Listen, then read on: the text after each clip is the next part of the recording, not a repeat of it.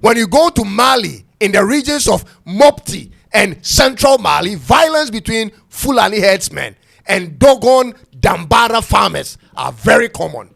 In the north and eastern regions of Burkina Faso, similar incidents are always recorded. In the far north and northwest regions of Cameroon, Fulani herdsmen are accused of militia attacks. Same in Ivory Coast and in Senegal. This has become a West African plague, ladies and gentlemen. How do we permanently deal with this? How do we end this? Ladies and gentlemen, it is estimated that the total population of Fulanis are between 20 to 25 million across West and Central Africa, with an illiteracy rate of between 73% to 86% among their women and men. They have one of the highest fertility rates in the whole world.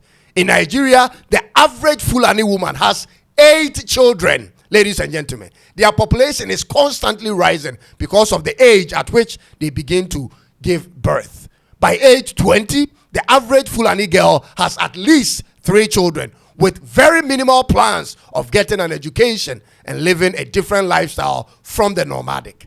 This is their condition. And at 8% only of Nigeria's current population, these are the challenges Nigeria has to deal with. So then what happens, ladies and gentlemen? What then will be the situation in Nigeria when their population increases from 8% to 20%? Ladies and gentlemen, there must be a deliberate government policy to get them interested in other things apart from keeping animals in the nomadic sense. That is the problem.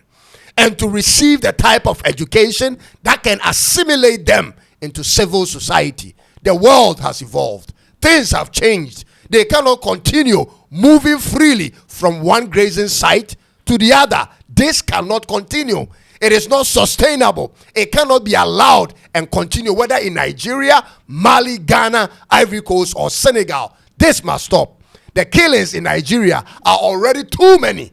If the government doesn't quickly come up with a workable plan in the foreseeable future and to put an end to this, the people will have no options than to protect themselves at all costs or to retaliate whenever there is an attack.